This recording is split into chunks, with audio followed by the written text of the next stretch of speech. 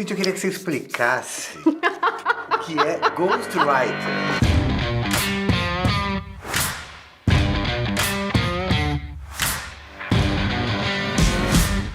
O que um ghostwriter faz? Ele escreve um livro, seja ele um romance, seja ele um livro de negócios, seja ele um livro de autoajuda, seja um livro de espiritualidade, ele escreve e o autor assina. É uma parceria de trabalho. Vamos supor que você vai escrever sobre o seu trabalho, você não tem tempo e nem habilidade de escrever. Aí você fala, Cíntia, eu quero muito escrever um livro. Como que eu faço? Sobre o que é o seu livro? Não sei, vou falar sobre sincronicidade. Quero falar sobre sincronicidade. Aí você senta com um ghostwriter, que é essa pessoa que vai pegar tudo que tá na sua mente, na sua cabeça e traduzir para uma linguagem de um livro que vai ser vendável. Então o ghost basicamente é o quê? Ele não é o autor, mas ele traduz aquilo que tá na mente do autor para jogar pro papel, pro leitor conseguir entender aquilo, entendeu? Quando eu comecei a trabalhar como ghost, eu comecei a escrever para uma pessoa que não tinha tempo para escrever. Eu trabalhava com essa pessoa, ela é uma celebridade, e eu trabalhava com ela na área comercial, cuidando dos negócios dela. E aí a gente teve uma editora que falou,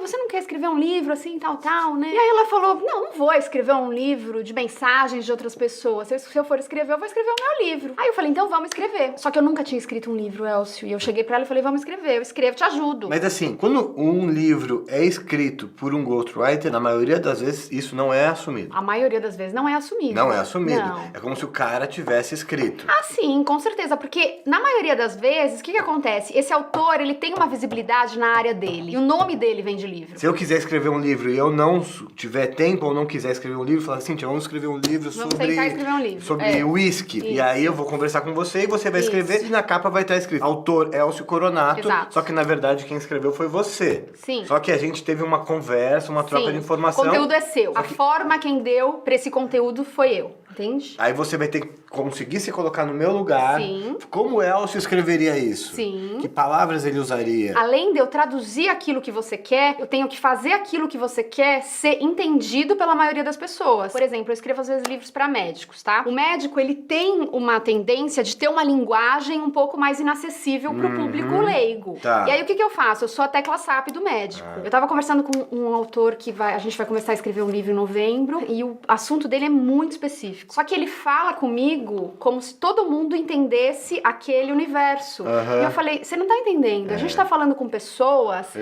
que estão aqui, ó. Você tem que descer 10 degraus pra conversar com essas pessoas. Você não tem que partir do princípio que as pessoas sabem isso que é o básico pra entender o que você tá falando. Você tem que imaginar que, não, você tem que pegar o cara pela mão lá embaixo, ele tem que entender aquele universo, pra depois você levar ele pra onde você quer. Tem alguns livros que você escreveu que os autores dizem que você é o ghostwriter? Sim. Tem? Quem são os que dizem que reconhecem? Tem alguns autores, sim, que eles agradecem publicamente, agradecem no livro, na dedicatória. Então isso você pode falar pra gente. É que eu me sinto constrangida de falar. Por quê? Mas você... Por uma questão de que não, enfim. Você não quer falar nem quem já fala? Por quê? Não. Porque você acha que... Aí eu vou te fazer então uma outra pergunta em cima dessa não resposta. Você acha que se você fala... Acaba o encanto, sim. Acaba o encanto, mas não era nem isso que eu ia perguntar. Isso vai fazer alguém não querer te contratar por causa disso? Não. Fala assim, ela tá falando por aí, porque se eu contratar ela vai contar. Não, eu acho que não. Eu acho que a questão não é nem essa. O conteúdo é sempre do autor, sabe? Eu te contrato pra você escrever um livro pra mim e tal, enfim, eu assinar Elcio Coronato e tal. Eu acho que se eu fizesse isso, ainda mais em cima de tudo que eu acredito, eu acho que a melhor forma, né, aí cada um, mas seria a falar, esse livro foi feito da seguinte forma, eu encontrava com a Cíntia, batia um papo, ela fazia as anotações, ela tentava passar e ela transformava tudo isso em texto com as minhas ideias. Eu ia contar isso e ia usar isso até a meu favor. Assim, é assim que foi feito, que legal, não sei o quê. Eu faria desse jeito. Você acha que a maioria das pessoas não gosta disso, não quer revelar isso? É tipo um segredo de mágica, não pode contar. Nos Estados Unidos é muito comum, além do ghost existir, o ghost às vezes até assinar um livro com um autor com o qual ele se identifica, sabe? Isso acontece muito. Isso Aqui acontece. não. Aqui não, porque eu acho que os brasileiros brasileiros agora estão entendendo a diferença entre escrever livro, de você ser escritor e você viver disso, que é uma coisa completamente diferente. Você ser um médico, você ter uma outra profissão e aí você usar o seu conteúdo como em forma de livro pra te dar uma autoridade daquilo que você fala. Mas hoje o mercado, assim, que eu atendo, por exemplo, uma pessoa que tem uma história muito incrível de superação e ela quer colocar aquela história no papel porque ela é palestrante, e aí ela vai nos lugares e ela quer também vender um livro com a história dela. Mas a questão da empatia, no sentido de você praticamente se teletransportar pro corpo e pra mente da pessoa e... O que acontece? Eu chego num ponto que eu já sei o que o autor tá pensando. Você se sente psicografando quando você tá... Sim, às vezes eu leio depois do texto e falo, nossa, eu que escrevi isso. Parece que você encarnou uma pessoa viva. Sim. É isso, temos uma médium de pessoas vivas aqui.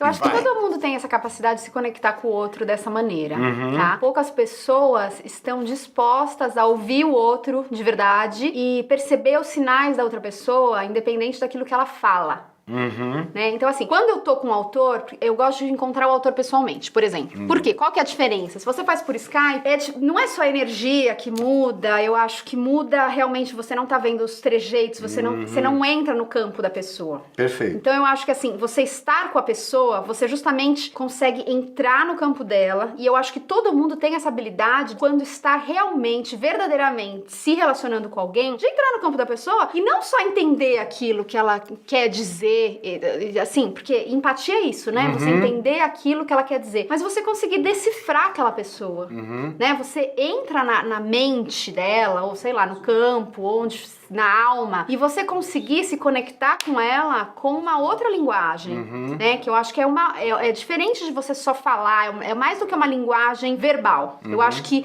a gente se comunica de maneira através da linguagem verbal, mas as pessoas, quando a gente consegue se comunicar de verdade com alguém, tem a questão do olhar, você tem toda a comunicação corporal, você consegue entender a pessoa. Então quando você tá com alguém, você tá verdadeiramente com alguém, aí você consegue sentir, e aí que entra o meu trabalho, é estar, tá com esse olhar descontaminado, ter essa empatia e traduzir aquele universo da pessoa para o papel. Perfeito. Tudo isso que você descreveu agora é o que eu descrevo como inteligência social, social hacking, que é você se conectar com a pessoa, mas se conectar de verdade, com essa autenticidade, tanto a sua autenticidade quanto a autenticidade da pessoa, você criar de fato essa conexão. E para essa conexão de fato acontecer, não é só técnica, você tem que ser verdadeiro, tem que estar de verdade, entregue de verdade, desarmado, etc e tal. E aí chega uma hora que isso fica incorporado em você e você nem tá mais pensando como precisa fazer. Você simplesmente entra num processo de entrega de conexão. Por exemplo, tinha um autor que ele tinha uma história muito forte. E aí o editor que me chamou pra fazer esse livro falou, vamos se encontrar na editora. Eu falei, não, essa história, se eu estiver ali num lugar frio, ele não vai ficar à vontade, as pessoas vão passar, as pessoas vão servir café, as pessoas vão entrar, ele precisa estar muito à vontade. Eu chamei esse autor, acho que foi o único autor, foi na minha casa, a gente ficou 8 horas conversando até, assim, ele derramar o coração. Aí quando saiu, eu falei, era isso que eu queria pro livro, entende? Dependendo do assunto, o nível de comprometimento seu com o autor tem que ser muito grande, porque ele tem que estar muito à vontade pra te trazer tudo aquilo. Porque se ele não se desnuda, o livro não acontece. O lugar, eu chamo isso de apresentação da primeira impressão. O lugar é...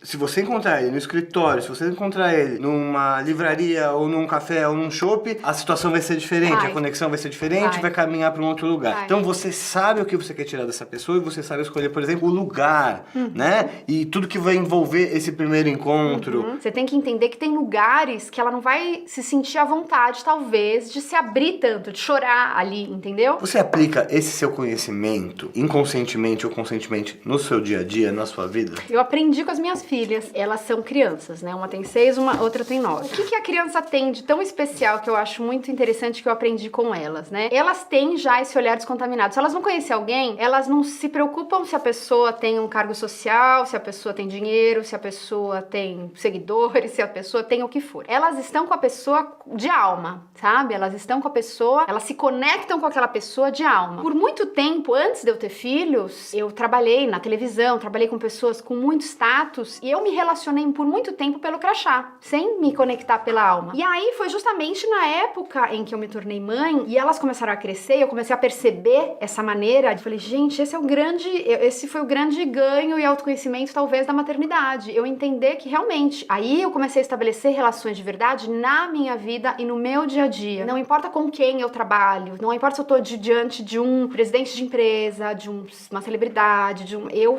acabo me conectando com essa pessoa como uma pessoa. Eu olho pra ela como uma alma humana, sabe? Assim, não como ai, nossa, essa pessoa. Você não tá olhando o cargo dela, você tá olhando ela. E eu me posiciono como uma pessoa, né? Assim, não é o que vai estabelecer essa conexão entre, não sei se é alma, se é coração, né? Como a gente pode chamar isso? É justamente isso. É você estar com a pessoa, independente do que ela representa, do papel que ela tá representando. Qual foi a reação mais diferente que você teve de um autor lendo os livros que você escreveu? Eu já tive muitas reações. Eu acho os autores muito corajosos, porque eu acho que você se desnudar num livro é terapêutico, né? É quase um processo terapêutico. Então, em alguns, causa um processo muito... Nossa, mas eu não sou assim, sabe? Assim, nossa, isso tá soando pretencioso. Nossa, mas a pessoa é assim. E aí a pessoa se vê... Tá descobrindo. É muito difícil. Então, assim, tem pessoas que ficam chocadas, mas eu sou assim, você é assim. E aí, então, tem esse processo de, nossa, a pessoa acaba se transformando depois do livro. Isso já aconteceu muito. Tem muita gente que se conhece bem, só que ela se olha no livro e fala, uau. Então, olha que coisa interessante. Você tá falando que esse processo de ghostwriter, de você fazer um livro com uma ghostwriter, acaba sendo até um processo de descoberta. Não é? Meus autores falam isso, que é quase uma terapia. Assim terminamos então. Muito obrigado, Cíntia, de verdade, obrigado. Você quer comprar o livro da Cíntia? Você não sabe qual que é. Beijo no futuro.